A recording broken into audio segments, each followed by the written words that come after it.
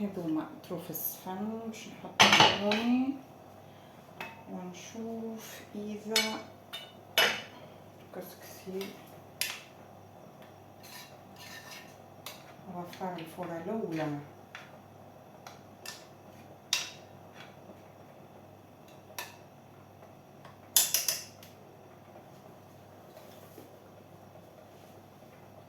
باش نسقي بسم الله.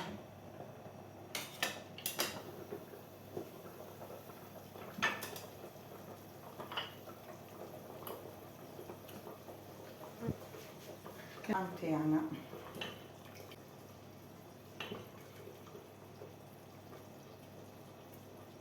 راه يتسقى بالسقا يجي ابن خير من اللي تسقيه بالماء. ديك لازمك تقرا حسابك من الاول على كميه السقا اللي تحطها. نخلي الكسكسي يرتاح ويشرب شويه المرقه ديكا ونحط بقيه المكونات. السفن راهو يتحط من الاخر بالكل على خاطر تعرفوا الحوت ما يستحقش برشا وقت.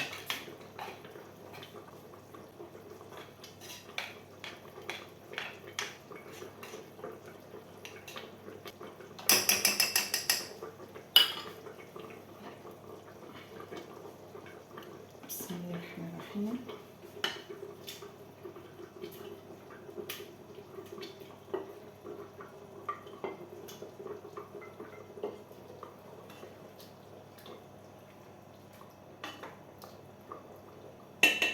ونحط القرع والفلفل الاخرين.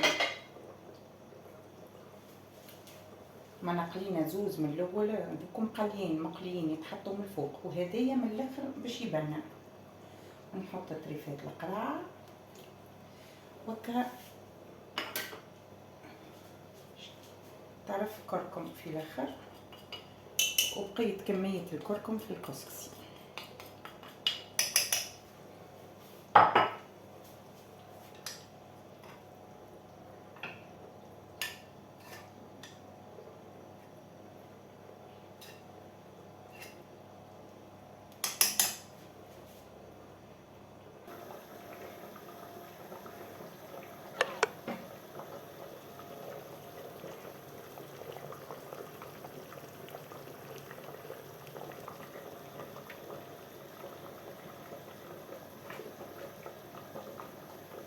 نحط كسكسية يفور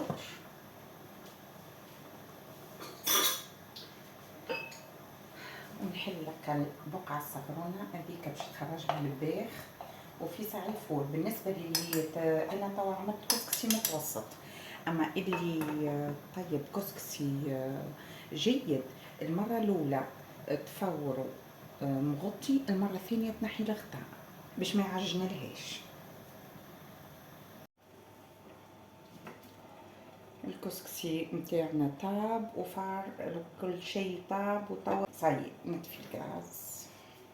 البارتي الاولى نتاع الفيديو تنحات لي ما وريتكمش. هكا قرينات الفلفل المنغادي بالكل هذوكم راني قليتهم في الزيت الاولاني بالكل قبل ما نحط الطماطم. من بعد نحيت الطماطم حطيت الفلفل زينه مرقت الملح تبلو كرويه، حطيت اللفت البطاطا والبصل من الاول وحطيت الكسكسي فور. والكسكسي راني ما بليتوش بالماء، راني نبلو ديما بالسقا نتاع الكسكسي ونحطو يفور.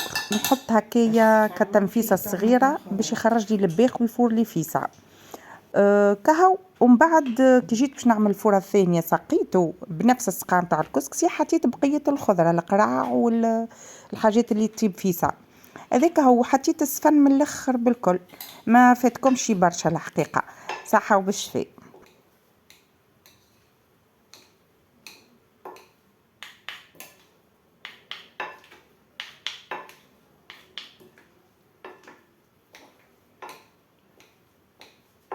نخليه يرتاح شويه وهذاك شويه ومن بعد نحط الخضره ونحط كل شيء.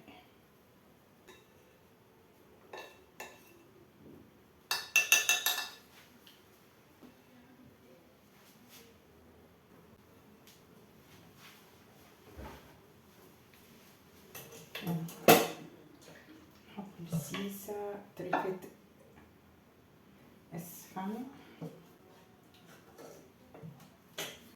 بسم الله.